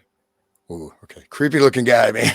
Yeah. So that's a hypnotist. So Oswald is in the hands of a hypnotist, at least there, and Shaw. But this is kind of like JFK Files is operated by one of the best JFK assassination scholars out there, Jefferson Morley, who I've had on my show like 3 or 4 times. But just little things like this, you can see that these guys are connected, and it's all about Cuba. Ferry was a hypnotist. He liked teen boys. He was always kind of surrounded with teen boys. That was his jam. He got kicked out of the Catholic Church, and then he became kind of they call him itinerant priest or itinerant monks. Like he got this, like if you're he Catholic, was too sick for the Catholics. They even them kicked him out. Wow. You got to be sick to get kicked out because there's a lot. It's endemic in that institution. Yeah, exactly. That's that's why people go into it. Like, how do I get access to boys? Right. Boy Scouts, Catholic Church, elementary school teacher, right. All the stuff that Kinsey worked for too. He was working for Boy Scouts and hanging out with little teenage boys. They said the guy who started Boy Scouts was a freaking pederast. That's exactly. what he did. Like that was the point. Yeah. So that's why Ferry was in CAP, right? So he's in Civilian Air Patrol because he gets access to what he likes as young boys. And during he traveled with young boys on the day of the assassination. The rumor is, they can never prove this, but he disappeared after the assassination was the 22nd, and he was in court on that Friday with it's like he worked under Marcello, who was the mafia boss in New Orleans, and Bannister, he was in court. Bannister went to court for him. He got in trouble. He's a very accomplished pilot, and they think he might have been involved in the U-2 spy plane stuff, and that's why he got alopecia. So if you see that, all that hair on his face is totally fake. He was totally bald. But if you go up into high stratospheric conditions and stuff, it actually will constrict like the growth of your hair. And like it gives you skin problems, and they think that he might have all been on these U-2 flights like Gary Powers, and that's what Oswald was involved with when he was at Aksugi. He was a radar operator, and they were flying U-2 flights over top secret flights over Russia. But these are the important ties. If you watch Oliver Stone's JFK, there's like scenes of these guys together. And there's famous scenes of them plotting the assassination, and they're partying together, and they're both gay, and they're like dressed up in like the outfits they have for what's the thing they do before Lent? It's Mardi Gras outfits, and they're sniffing poppers and stuff in gay bars and stuff like that.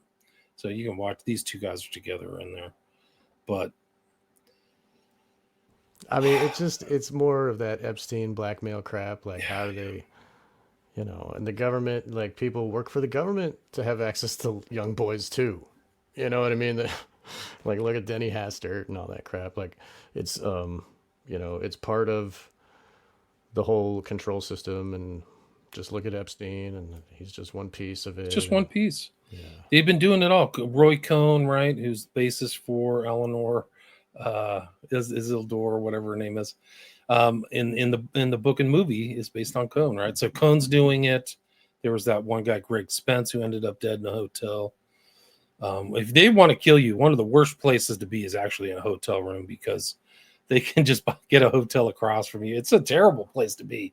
Like, you want to be somewhere else, because there's so many suspicious deaths in hotel rooms. They know how to pop those doors open, and nobody's there. Like, there's so many people coming and going. Like, what about just another hotel guest? What's up? What about that LA or the Las Vegas shooting that happened from a hotel, right? Yeah. How'd that window get open, and how'd that dude get triggered, and what was that all about? The weapons, being smuggled and all this. Like, there's a lot going on. And once you realize they can do this to people and really change their personality and put them into altars and weird things, you have to go back and re-look at all of history from the time of the Manchurian Candidate. And I think I said that. Like, there's a time before a Manchurian and after. We're in the post-Manchurian Candidate era, where like you don't know why some of these people flipped. they had that one kid, Gendron, who like got the inspiration to drive all the way to Buffalo, New York to kill a bunch of black people. And he had an FBI handler. He was killing cats, much like that one guy from he was from Canada, ended up in Europe, and then the other dude, Scarlet Blake, who was a cat killer. But Kendron, that's may be how they're being handled to actually. It's not even believable, but they're being trained to like lose empathy through a handler without ever having to go into a hospital, just through the internet. You know what I mean? So Gandron escalated his violence from killing a cat to like blowing away 12 people. And like the order of 9 angles, right? There's a direct connection between Gendron and ONA. Yeah, which is and this other guy, Nikita Kasap, who killed his parents, and a lot of similarities between him and this most recent shooter in Robert Westman in Minneapolis, because they had some fixation with Cyrillic and Russian, and there's a lot of O9A stuff going out of there too. You know, Russians have a real problem. I actually was on this huge like Russian station talking about the O9A. The guy had like 5 million subscribers, but because the Russians have a problem. They may O9A, maybe, you know, it's just a front for intel people or something. No, there's a big issue with Satanism in Russia and infiltration, and so I mean things have been banned, right? They had the government has had to step in, because it's even Ukraine and also, but these organizations of various occult satanic groups, ONA is just one of many. So it's a major thing, right? And they're getting funding, money, you know, recruitment, etc. So it is an issue, and it's definitely a tactic that's being deployed. I think you're right. It is one of the important things to note about O9A is that it brings out the inner Satan in everybody. It's a process of initiation into becoming a satanic person, you know, becoming one who's a psychopath. And in that whole process, you know, there is human sacrifice, there is, you know, these rituals that they do, and it is to create a new aeon of chaos in the world, just like what the Black Awakening was going to do. You know, these forces are all looking to do the same thing. It seems like they all have the same plans. It's a form of behavior modification, right? The initiatory process exactly. And are you tough enough to actually totally change your behavior modification, where you can select an offer and kill them and get away with it? You know, like, right? It's crazy. They have people like proven that's what they did. This guy Daniel Hussein in London. And don't they also encourage you to join a radical violent group, like Nazi group? Insight Roll, yeah. Insight Roll, right. People should look into your shows that you've done, William, about that order. It's still the Global Death Cult, still my number one selling book of all those other books. The book too. Because it's happening. Because like 764 is an offshoot, and all these weird calm things and abuse and girls being abused, like, and CSAM, it's all tied back in an outgrowth of this kind of stuff that came out of O9A. Anyway, he's associated with Clay Shaw. Clay Shaw's rumored, I haven't proven this, Knight of Malta, much like Dulles, much like Galen and Himmler. All these guys are Knights of Malta. This guy's a really incredible guy. They didn't go into detail about Shaw, but his wartime history is legit. He literally worked under a general named Thrasher, who was responsible for the entirety of southern UK. He was an aide-de-camp. This guy's a very high level mate. I think he ended up with a major, the rank of major, hanging around with like a know-nothing bum like Oswald, right? He was a traitor who left the country and went to Russia. This is also Jefferson Morley stuff. 1959 state cable. Oswald, while in Moscow to renounce citizenship, met several times the CIA representative at the U.S. Embassy. So like, it's fake.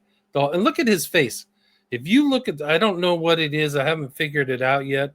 But these guys have this kind of weird blank stare, and Oswald has that too. And we'll get into the darker rumors about this guy because it ties into Jose Delgado. And like Jose Delgado literally said, have you ever implanted a human being with electrodes? And Delgado said, experiments were done. He never specified what experiments. Oh, yeah. Have you seen the thing where, I mean, they had a remote controlled bull, right? Delgado, right? And they also had this cat. They had different animals they were running, and some of this stuff was done quite early. And then Delgado moved from at Yale. He was doing it at Yale. Yeah, but he shifted from invasive to psychopharmacology and neural entrainment through frequency and energetic stuff. So, because it's much easier to integrate that process and doing the brain implant. But yeah, Delgado is very important. But he was so anyways, but there's a lot of people that have come out about having like types of implants in their brain or their teeth and this and that. I don't know if you've looked into that. That has much connection. We're getting there. Okay, guys. Timothy McVeigh said he was implanted, and it's later on in these. I mean, we're gonna have to do a part 3 or 4 or 5 and a 6. That'd be great. I look forward to those. We get to Kerry Thornley, Discordian, who knew you can't even believe this stuff. Let me see if I can bring this up. Delgado, I have Delgado stuff. In 12. Delgado's important.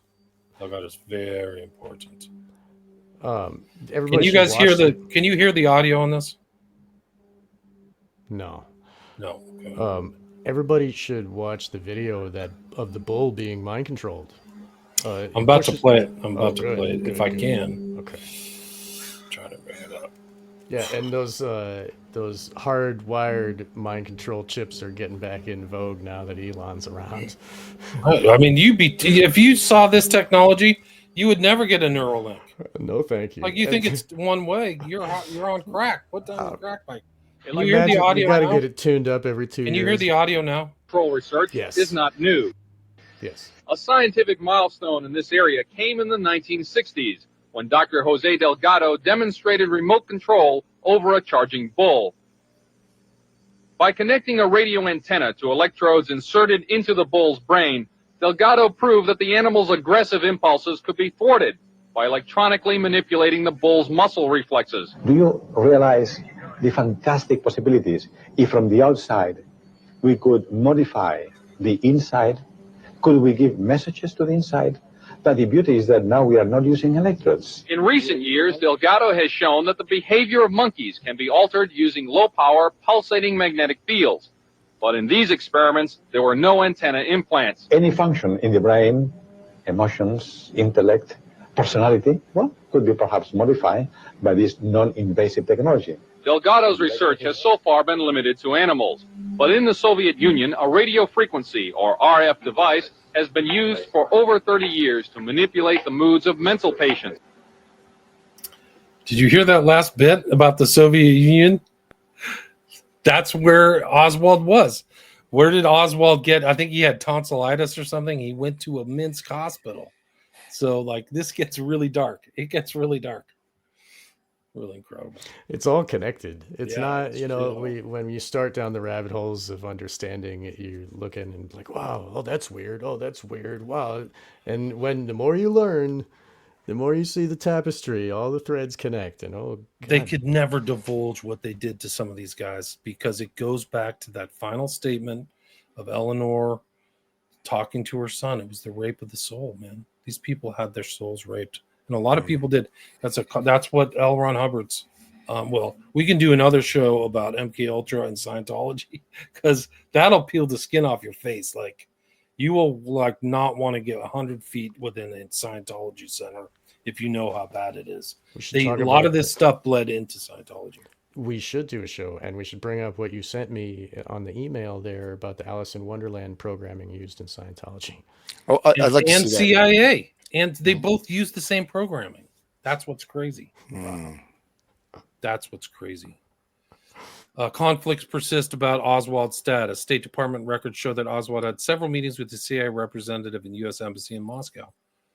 He's not a defector. This is baloney. It's just a cover. He's at Atsugi from 57 to 58. A facility where MK Ultra experiments were actively conducted. Sidney Gottlieb was documented to be present at Atsugi during this time period. And these are in the files. This is absolutely incredible. And there's even rumors about E. Howard Hunt, which we'll get into, who is the domestic operation spy and an occultist. The guy wrote freaking occult novels under his assumed name, and was around here and also is tied to James Earl Ray. No question. So they're always occultists also. It's funny. They almost have to be. Yeah, they almost have, just like you said, that's how they get up into the system in the pyramid.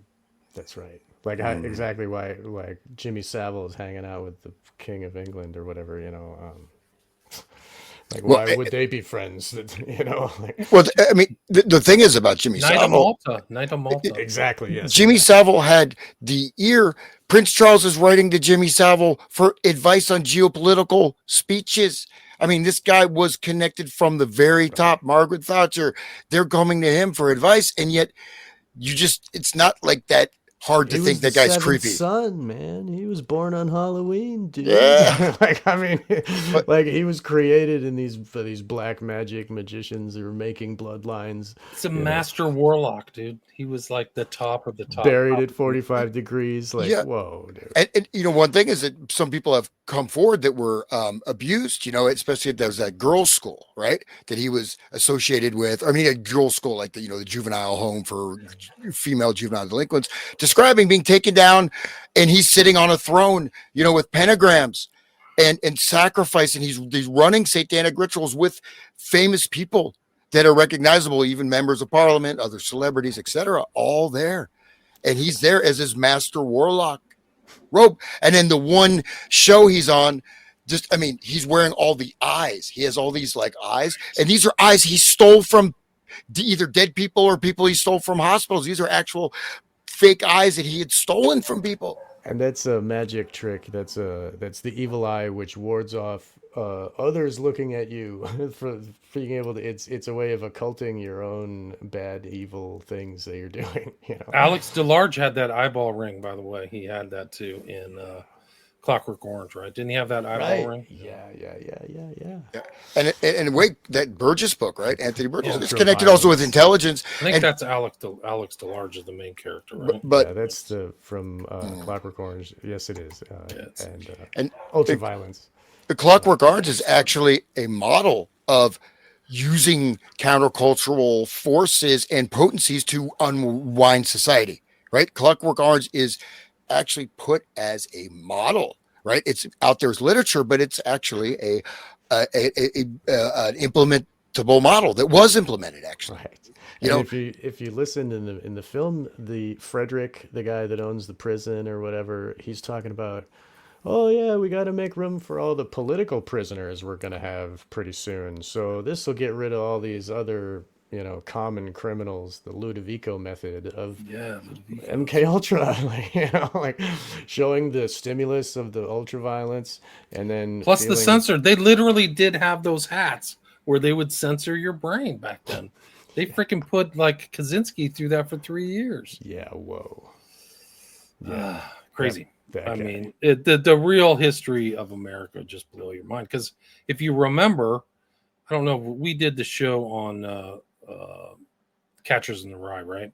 That the guy Bremer was inspired by Alec DeLarge and Clockwork Orange. Like he was actually going to go shoot freaking Wallace because I want to be just like him. So this operational element of these so-called fictional things is I think Kubrick knew that, and that's why he pulled it from the theaters in London. He's like, I don't want to add to the violence of society, and so he removed it. And I don't care about making money. America had it running still, but where Kubrick lived, he didn't want that ultra violence around outside, like the programming of the society. Like I think he knew what was going on. Garrison subpoenaed a lot of interesting people, including Ferry, but another one was this guy, Kerry Thornley, who was literally at Sugi with Oswald and followed him and literally wrote a novel, was writing a novel, and wrote a autobiography, which is very interesting. He's clearly been tampered with through LSD or something. Like he's not very reliable, but he wrote a book called Oswald about his life with Oswald. Like it is so weird that he is actually around Oswald. It just blows your mind. And part of the Garrison investigation. Right? Ferry never came under the scrutiny. He was investigated by the FBI after the assassination of JFK, and then he just kind of walked around for 4 years until Garrison started investigating him, and then he died suspiciously, like right before he's supposed to testify. Somebody either karate chopped him in the back of his head or something, hit him with a bat. And then, of course, like the corrupt medical examiner, just suspicious death. It's like Chinatown, dude. When you see like how many corrupt things have happened with smiley face killers, you realize these medical examiners are either on the take or they're installed there by a political party, or they have intel connections where they can just make stuff up. Yeah, undetermined, not really sure. It's like Chinatown. Go watch Chinatown with the medical examiner. Anyway, this is a really interesting guy, Thornley. This is in Joe Anides was supposedly around Oswald. This is like a heavy-duty CIA operative. These are like really interesting things about these guys' quest for power. I think I mentioned earlier the 201 file about Oswald was held by Angleton. So he was basically kind of like the repository at the agency for all Oswald info, according to Jefferson Morley. This is from Tim Gardner Project. This is David Talbot about James Angleton. This is what he confessed was this. He had not been serving God after all when he followed Allen Dulles, right? Dulles. He had been on a satanic quest. These were some of James Jesus Angleton's dying words. He delivered them between fits of calamitous coughing, lung-scraping seizures that still failed to break him of his cigarette habit, and soothing sips of tea. Quote, fundamentally, the founding fathers of U.S. intelligence were liars, unquote.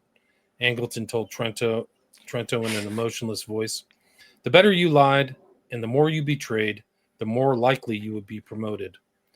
Outside of their duplicity, the only thing they had in common was a desire for absolute power. I did things that, in looking back on my life, I regret, but I was part of it and loved being in it, unquote.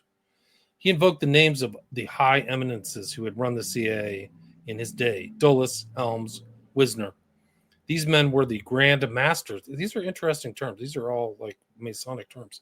He said, if you were in a room with them, you were in a room full of people that you had to believe would deservedly end up in hell. Angleton took another slow sip from a steaming cup. I guess I will see them there soon. Wow, that is poetic, man. Holy crap. Do you want to end it on that? I mean, like, I don't think we can get better than that. They are satanic. They will end up in hell. Like, holy... Dude, I actually thought I was out there. I thought I had 10 hours of material. I think I have like 30 hours. Like, we're just going. If you're talking with us, we're going to keep talking about all this. We probably did 30 years now. Yeah, right. I'll try to get the time right. It was my apology. I'm not worried about that. I'm just saying that was like kind of a climax of this. Like, really, this is perfect the way what you guys. Just this said is slide 31. I think I have 100 slides on this, and we didn't even finish my old slides. Anyway, we encapsulated so much good material in here. But thanks for having me on your show.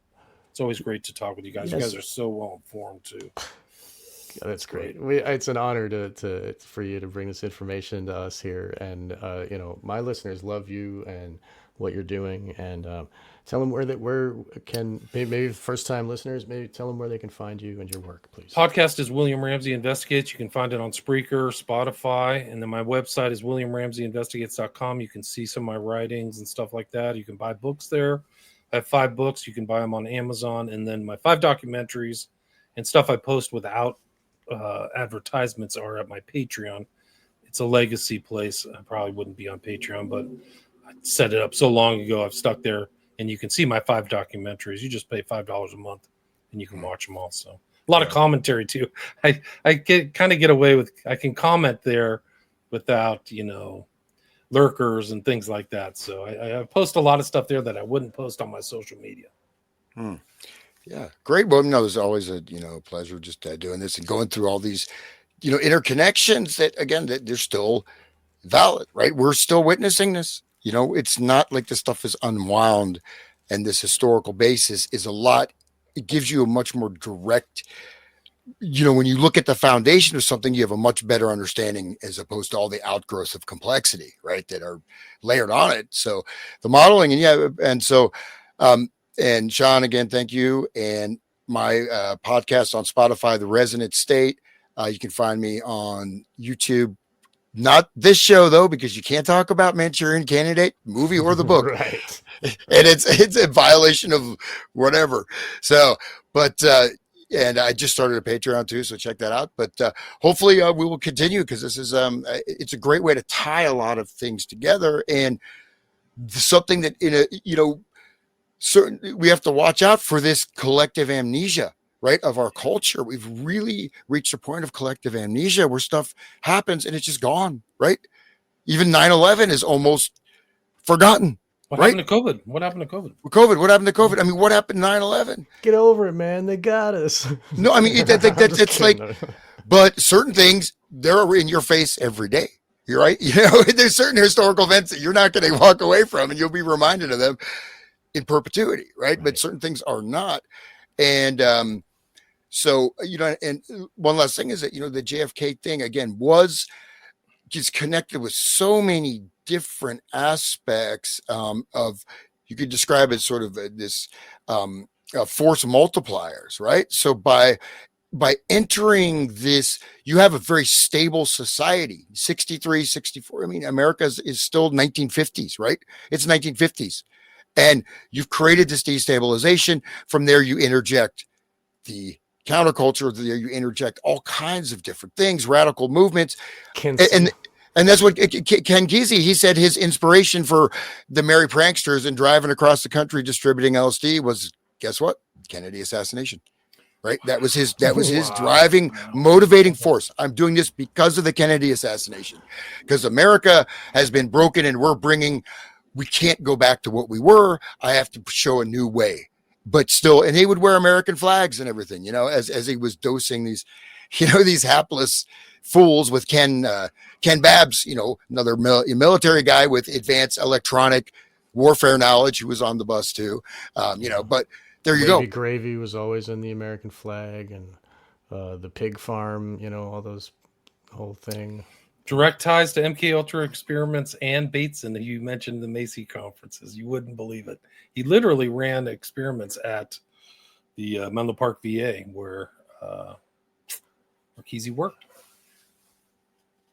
And that's where you're muted, Hans. Yeah, and now I wouldn't be spoilers, but that's one thing I've been looking into is that Bateson was the handler, right? Bateson was the handler of Ken Kesey. He was, and also at the Palo Alto, the institute. Also, sorry, he developed his theory of what? Schismogenesis. Actually, that started in World War II when he was doing black anthropology. So another one of his proteges. So Ken Kesey was his protege, as was Alan Watts. Alan Watts. Sorry, they're both proteges of Aldous Huxley. So Bateson is connected with Aldous Huxley, and then that too, Ken Kesey, and then you find Bateson again, and then this. Not only that, the divide itself, Artie Lang, Sanity is Insanity. All this was being researched and pushed at the same time as so anyways, these guys are all connected, but I mean, Bateson, one of the things about Bateson, you look at his actual published work, it's like, why is this guy even famous? It's just crap, but he was running the on the ground operational stuff. Again, weaponized anthropology, schismogenesis, creating societal fractures, right? And then the double bind theory. And double bind was also developed at the same time with his research group while they were doing LSD experimentation. So anyways, that's double bind is a way to break somebody down. You give them contradictory things. It's almost like what they do in the media now, where you just give them contradictory and they just give up. They just like, I don't even know what the truth is. I've seen it during COVID. Induced helplessness. Yeah, right? They induce helplessness through that. And they just stop thinking. They don't even know. One of the things is that Bateson was talking about was covert manipulation. So what's clever about the double bind experiment, it's not like, hey, I'm going to put you under mind control and adjust your behavior. They're using techniques where you won't even know what's happening to you. That's how sinister it is. And Bateson, Erickson, NLP. He was a big influence on NLP, right? NLP comes right out of there, California. same people visiting us out there, etc. I've got my my inspector here from the insurance company, so I better bounce. But I will thank you guys so much. Guys, thank you. Great to talk with you. Really appreciate it. Thanks for having me back. Thank Really you both appreciate it. again. All right, It's peace, an peace, honor. everybody. Cheers. Till next time. Awesome. Till next time.